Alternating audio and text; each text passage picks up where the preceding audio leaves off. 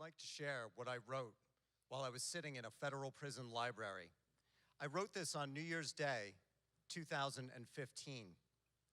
I cannot shake the image that 2015 is going to be the year I put a bullet in my head. I see myself making it through prison, making it to the halfway house, and the next vision I see is a pistol in my mouth. I want to tell someone, but I am ashamed. I'm ashamed of being weak.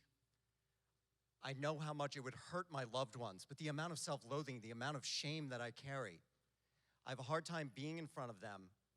I'm no good to them. Why won't it just end?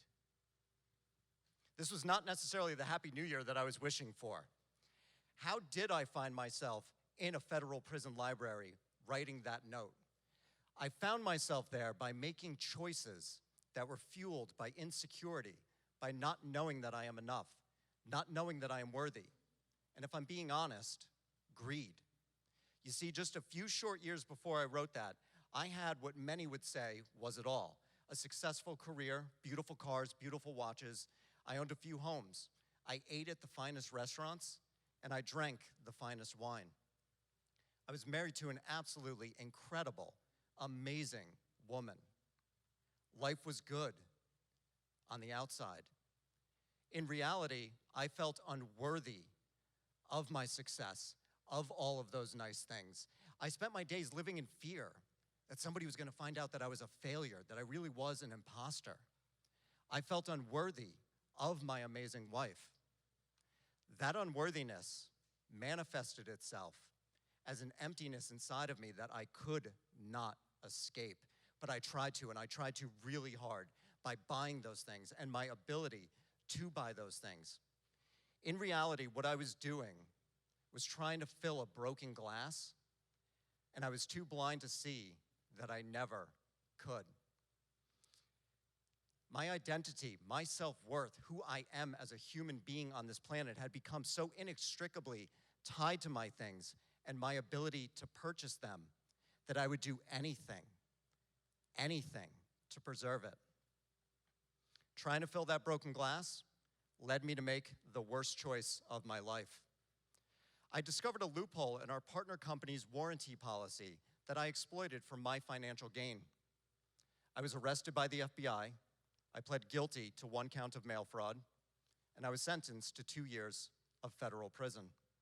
I lost everything, the homes, the cars, the watches, the career. I knew what I was doing was wrong, and I lied, and I told my wife that it was okay. I broke trust in our marriage, and she left me. I lost my freedom. I have never felt so lost, so alone.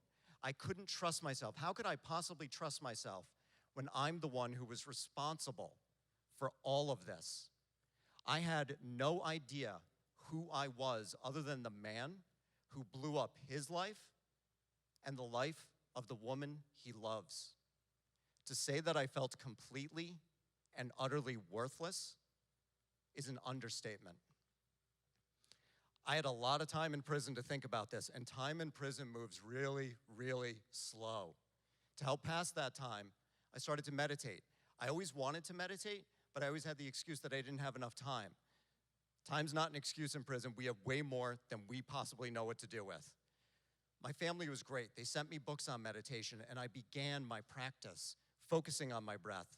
I learned all about the monkey mind and how the monkey presents thought after thought and image after image, just waiting for that one thought and that one image that we can't let go of. It was just after Christmas, during my morning meditation, when the monkey found that thought and that image. It was the vision of what my suicide would look like. I'm staring at a cold, dark, dingy basement. The cinder block walls have been repainted countless times. There's hints of orange, green, and yellow revealing themselves through the chipped paint. A small window sits to the left of the room. The glass is old and warped and covered in dirt. I have no idea what time of day it is. The only light in the room is coming from a single low-watt bulb that's hanging from the rafters. There's a small wooden chair right below the window. One of its legs hovers about an inch off the ground, and the layer of dust on it tells me that no one has sat on it for years. A man enters the room. He's wearing a black hood over his head.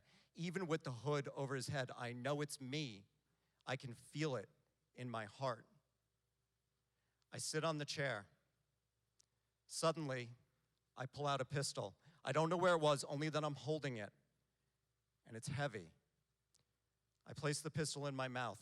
To this day, when I think about this, I can still taste the linen, and I can still feel the cold steel of the barrel. I don't wait long to pull the trigger. I can actually feel the bullet exit through the back of my skull.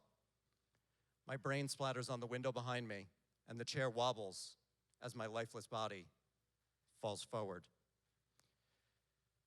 The monkey projected this vision every second of every day on a perpetual loop for 4 months straight. It was a daydream that I could not escape. My nickname in prison was Smiley. I'm pretty lucky. That could have been way, way worse. In keeping with that name, I smiled and pretended that everything was okay. If you mention suicide in prison, you get locked in solitary confinement. I was already lost, worthless, alone at rock bottom. The idea of isolation on top of that scared the hell out of me. So I kept it inside. I couldn't share with family or friends over phone or email. Both of those are monitored. I couldn't tell one of my fellow inmates. I was worried that out of concern for me, they would tell a guard. So I bottled it up. The more I bottled it up, the more visceral, the more raw, the more real that vision became every time it replayed. The pain grew exponentially, and it grew to the point where I had to make it stop. And this is when I began to plan how I would kill myself. These were the longest and hardest 4 months of my life. It was a Wednesday afternoon when I decided to check my email. And yes, we do have email in prison. My heart skipped a beat when I saw one unread message from my best friend of 30 years, Sean. Hey man, I'd like to come for a visit this weekend. Does that work for you? There is a lyric in the Metallica song, Nothing Else Matters. Trust I seek and I find in you. Every time I hear that song, every time I hear that lyric, I think of Sean. I can share my story with him. I can share my suicidal thoughts. I can get this out of me. It seems to take forever, but Saturday finally arrives. Sean buys some food from the vending machine, and just to give you a brief idea about prison food, a microwave cheeseburger and a root beer turned that place into a Michelin star restaurant. We settle into our seats. This is it. This is my opportunity to get this out of me, to share with him what has been haunting me for 4 months. I cannot express to you how excited I was. This was the first moment of joy that I had felt in 4 months. I opened my mouth to speak, to let it out. Before I can say a word, Sean starts to speak. He's getting a divorce, work, and money issues. There's a sadness in my friend's voice and in his eyes that I hadn't heard or seen ever. I let go of my need to speak, and I just listen. And as I listened to Sean, I grew to understand something. Sean did not email me to come to prison to say hi. He needed his friend. He needed someone he was connected to. He needed someone that he trusted with the pain that he was experiencing. Sean could have chosen anyone that day, and he chose me. The day of my arrest was the day that my life changed. It was my first step on my journey to rock bottom. Sean's visit began the second part of my journey. It was my first step out of rock bottom. I discovered that I had worth outside of what I had always believed made me worthy. My value, my worth, was in being a friend and nothing more. I share this story with you because as human beings, we have the extraordinary ability to learn from one another's experiences, to take what someone has experienced and to turn it into our own. And this is what I've learned.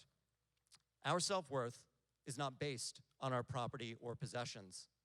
It is based on our ability to connect with one another. It is based on our capacity to provide and receive love, friendship, and support.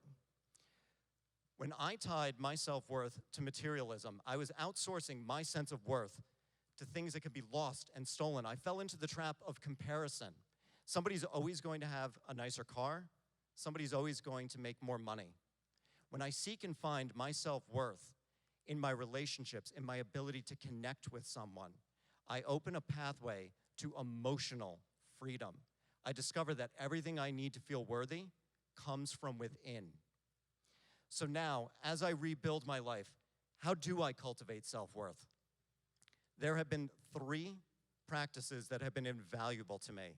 They are expressing myself, practicing forgiveness, and connection. It took me years to share with my family the suicidal thoughts and vision that haunted me for those 4 months. I didn't want to, I was ashamed, but I knew by keeping it bottled up, I was only giving it that much more power over me.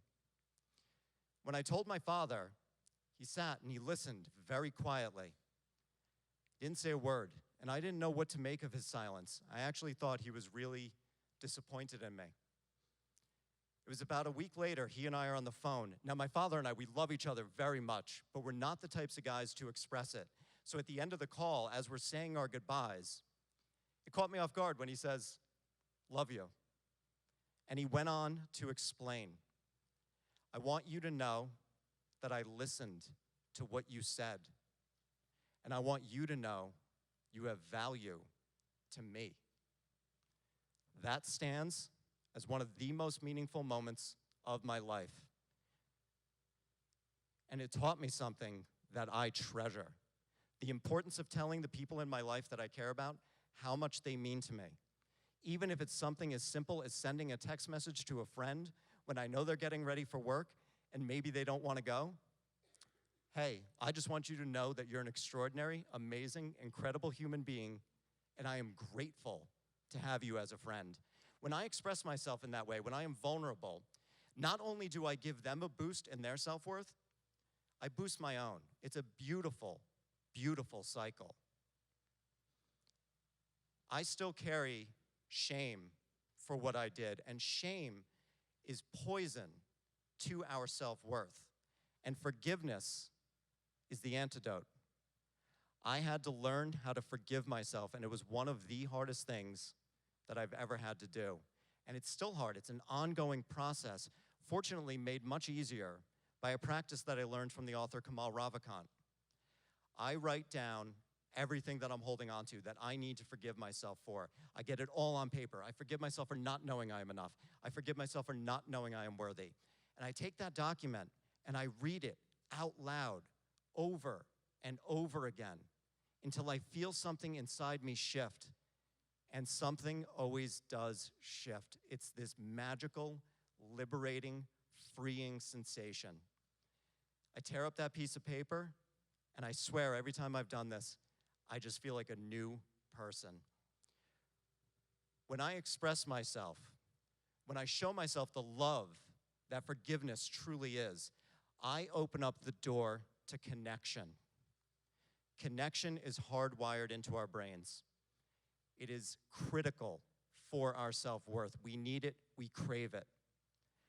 I consider myself so fortunate. I have some of the best friends that I could ever wish for.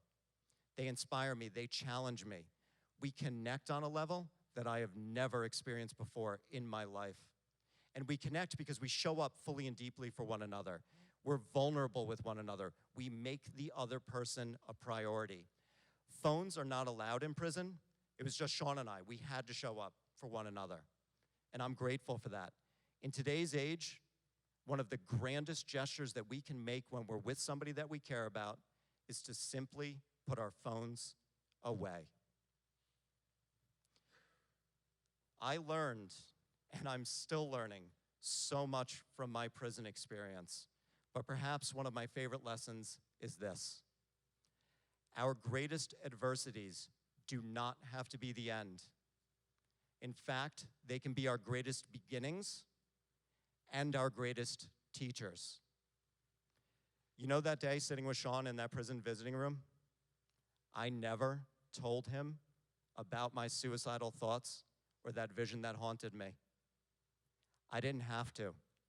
Sitting there with my friend, connecting with less to my name than I have ever had in my entire life, I had more than I could ever wish for.